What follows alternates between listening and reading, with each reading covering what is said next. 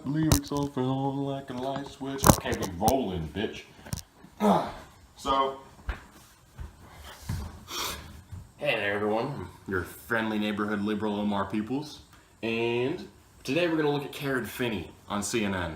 And this video is more about CNN than it is about Karen Finney, because Karen Finney is so bad, ridiculous Hillary shilling. As you can tell from the title, she mentions Bernie bros when they ask her, why do you think Hillary lost? And so it's more about how CNN reacts to this than Karen Finney herself, because this is like she's obviously either does not actually believe that, and she's just spewing out, look at the Hillary Clinton talking points are Bernie bros, sexism, Comey letter. So without any more further ado, we're gonna get into this Media Matters video and take a look at the chief Hillary strategist, Karen Finney.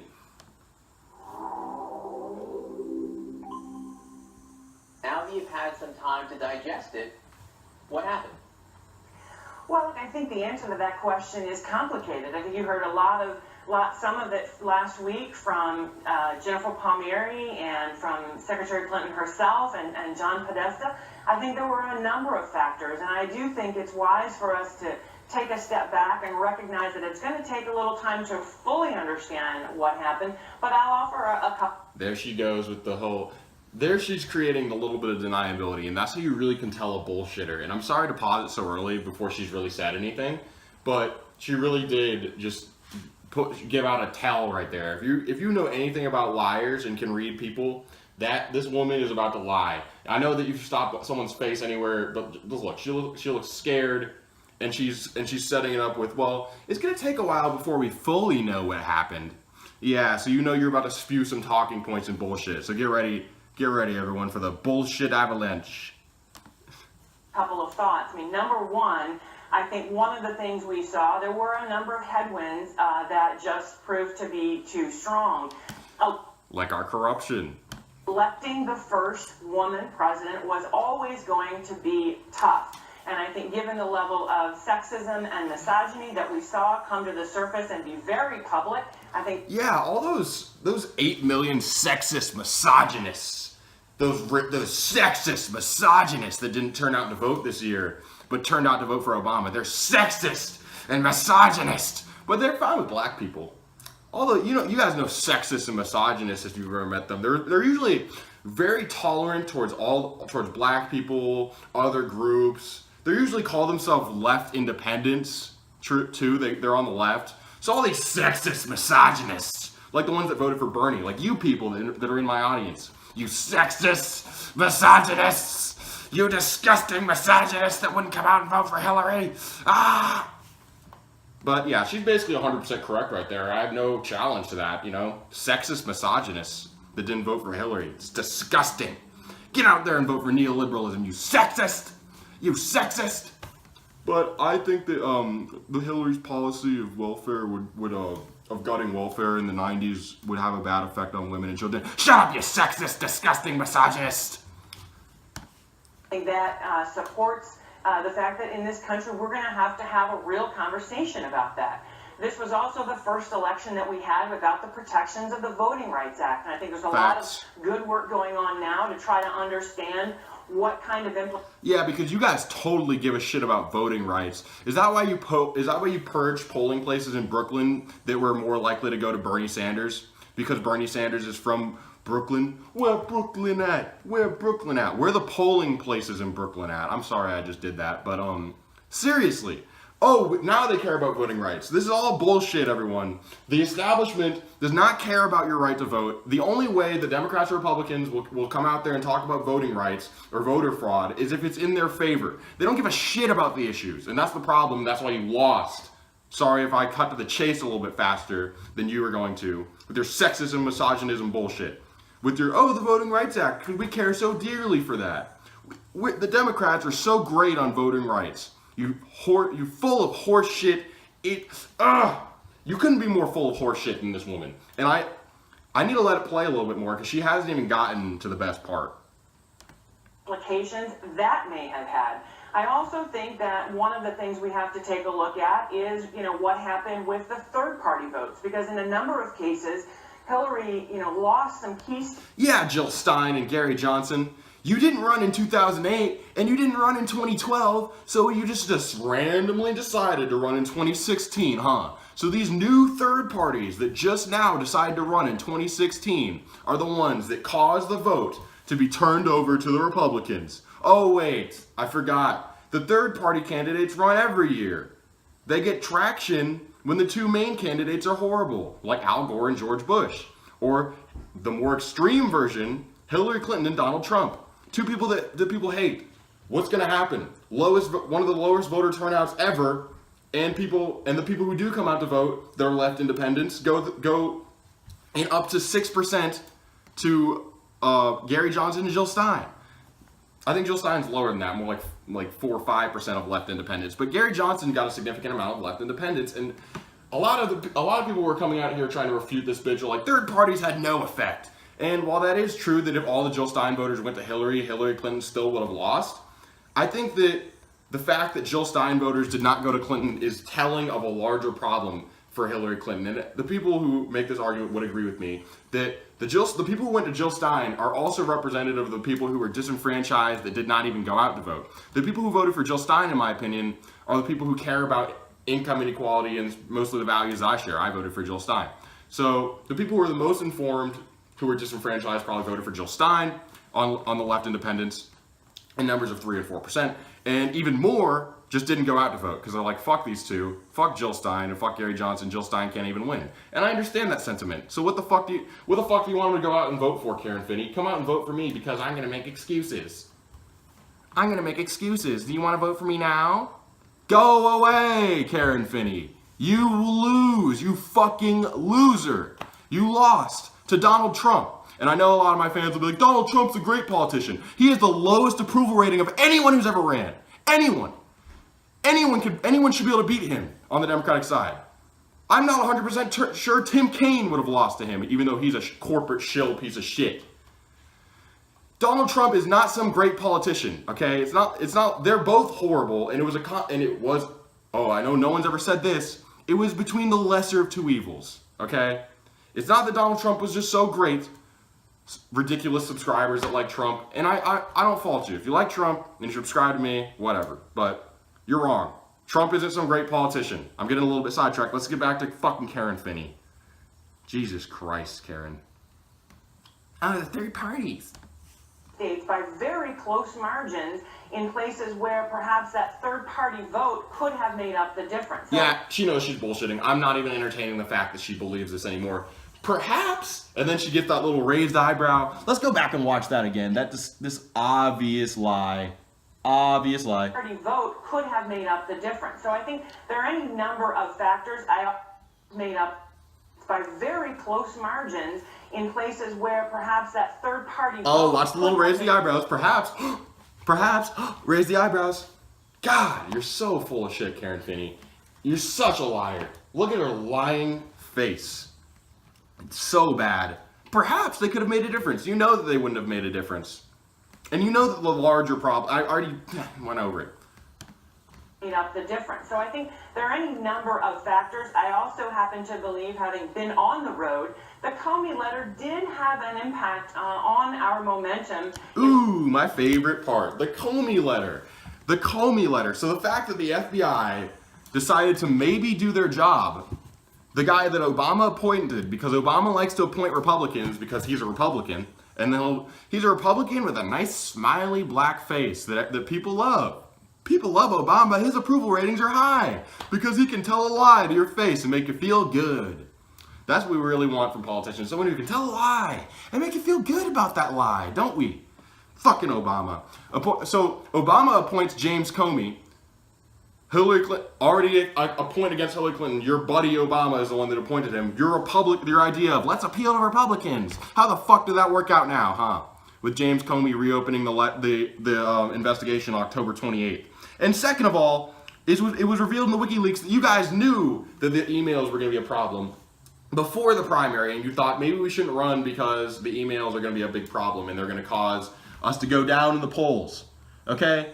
And let's also keep in mind that Trump also had scandals.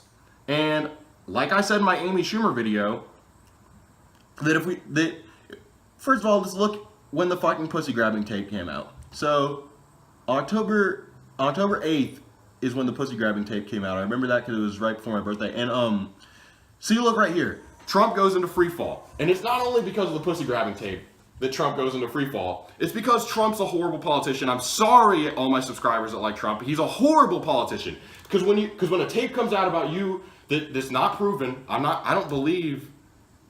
Let's not get into if I believe the women or not, but I don't believe them. And when a tape comes out with no evidence that where people are trying to win an election against you and try to smear you as a sexual assaulter, which is possible that he is, but what you do is you say these are just smears. This is a distraction from the policies, and then you go on there and run ads about TPP, which he did. But in every single speech, and he knows that his speeches are going to get aired because it makes the news companies money. He knows they're going to get aired because people turn on and watch Trump. Every single speech, he can't just mention that. First of all, don't mention this in your speeches. Your speeches should be about your policies. Your speeches are what people should think about you, what people should think about when they think about you. So when they think Trump, and you're trying to win, they should think prosperity, like wall, all this stuff that people like you for. But instead, starting October 8th, he goes into free fall mode, like pew, because every single speech, instead of coming out there and hammering home his message, he has to come out there and talk for an hour about these women are liars. And he can't just say that once. He has to be like, the liars, and go through each example. This woman's a fucking liar. And the New York Times that ran their stories, I'll tell you, we're going to sue them. And then the applause. And then no one at home is applauding because they're like, oh, wow, this is kind of crazy. He's just talking about a lawsuit for people accusing him of sexual assault. Even if you're innocent there, Donald, and I'm not saying you're guilty.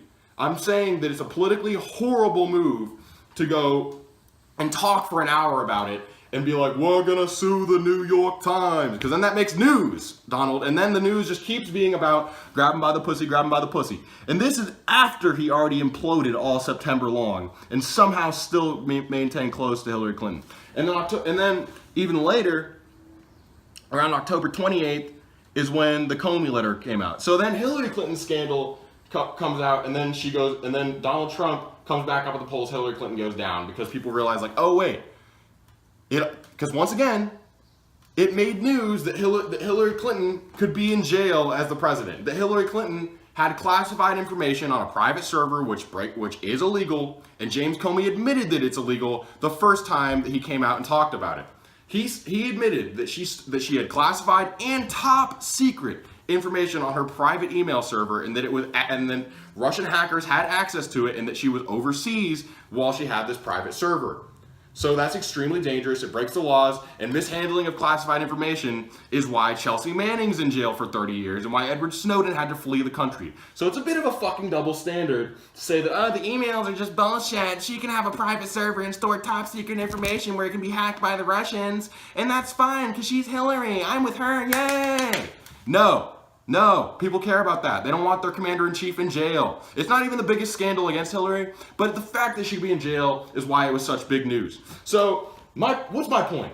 That on October 8th, when the pussy grabbing tape came out, do you think Karen Finney came out and she's like, I think it's the fault of these women who are accusing Donald Trump that he went down in the polls? No, it's his fault for running when he knows that something like that could come out. Even if he didn't do anything, it's still his fucking fault because it's his fucking campaign, it's his strategy, it's his message. And he should have distracted from it properly, like Hillary tried to distract from her emails. She went out there and said, oh, Russia, and James Comey's a piece of shit. Trying to distract. It didn't work as well as she wanted it to. Donald Trump didn't even do that, is my point. Donald Trump didn't even distract the right way. He went out there and said, these women are fucking liars, and made himself look worse. The worst politician in the world still beat you. So stop making excuses, Karen Finney. Stop making fucking excuses. Once again, a lot of my videos are probably going to end up like this, but look at the fucking numbers, Karen. That's why you lost. You lost because on October 28th, the chickens came home to roost. It's not that it's Comey's fault. That's like if you're in jail and you robbed the fucking bank, and you did rob the bank, and you thought you got away with it, and they start investigating you for this bank robbery, and you're a suspect, and your fingerprints are at the scene, and there's a lot of strong evidence that you broke the law. So that's not the law's fault that you broke the law. It's your fucking fault, and the law is gonna have to treat everyone the same way, supposedly, even though she's not indicted and she was not treated the same way as Chelsea Manning and Edward Snowden. But if you rob that bank, if you rob that bank, the cops investigating you, are you gonna blame them for the investigation, or should you blame yourself for maybe breaking the law in the first place? And then, in Hillary Clinton's example, breaking the law and then deciding to run for president after you've had a conversation with your staff about how this could be a problem. Knowing that this is a scandal that could hurt you in the Democratic Party, you still ran, and that's your fucking fault, Karen Finney. And my real problem is the media, that we learn nothing from this. That we learn nothing because the media will not expose her. They're not going to say what I just said. Do you think the media is going to look it up and say, oh, yeah, it was already a really close race before the Comey letter reopens, and do you have the same set of blame for the women who accused Donald Trump of committing a crime, for his investigation, for people? It's not even an investigation of Donald Trump. It's just, media hype and rumors that he sexually assaulted people. Hillary Clinton, there's hardcore evidence that she did break the law. It's bullshit to talk about that, Comey. Comey, you shouldn't investigate that. You're a piece of shit. It's Comey's fault for investigating my crimes, not me for committing the crimes. Oh yeah, and it's the women's fault. It's totally the women's fault who got sexually assaulted. Why were they with Donald Trump? He's a rich man. Do you hear that shit coming from her? Do you hear that kind of shit coming from SJW lefty journalists who call everything sexist? No, they would probably call that sexist, everyone. But what kind of world are we living in, my subscribers? This is what I really want to ask you. What kind of fucking world do we live in where this woman could go on and lie for about 5 minutes and say, and all these reporters have to say is, bye, come on again. We're going to keep doing the same thing over and over again, neoliberalism, yay. That's all they have to say.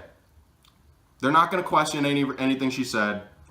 Her rapid fire bullshit, bullshit, her obvious lies. They're not going to question her. You never can call someone a liar, let alone question their facts. That it's James Comey's fault that Hillary Clinton broke the law. They're not going to question that premise, let alone call her a liar for saying that, it might be true, and setting herself up with doubt. That's what journalists are supposed to do. They're supposed to be investigative. Do you think these people are not investigating her on purpose? Or do you think that they're not investigating because they're all part of the same fucking big club that George Carlin talked about? They're all part of the same big fucking club. And it's not like they didn't learn their lesson. They knew their lesson before the primaries, and they don't give a shit that we have President Donald Trump. They're going out here acting outraged. They don't give a shit. They knew that they were going to elevate Donald Trump and try to run against him. They knew that they could lose because Hillary Clinton has massive scandals. They talked about the email scandal. They talked about the Morocco scandal. All this shit. The Clinton Foundation, they talked about it internally. So they all knew that Hillary Clinton is a bad choice for the Democratic Party. And you're really going to buy that they're just ignorant, that the media is ignorant. No, they got money. They got money, and they can't see past the fucking money, just like Paul Krugman I mentioned yesterday. And I think that's the end of the fucking video. Fuck the mainstream media. Everyone like, subscribe, comment. I love you, and goodbye. I had a lot of fun doing this, you guys. I'm going to keep doing it. I want to have a better schedule. Trying to do a video at least every weekday. I want to start doing at least 2 videos a day because I'm usually doing 1, maybe more. Eventually I can start just doing videos all fucking day, just ranting and rambling about liberalism and all this corrupt shit, people. Just keep calm and subscribe to Omar Peoples. That's all we can do, I guess. Bye.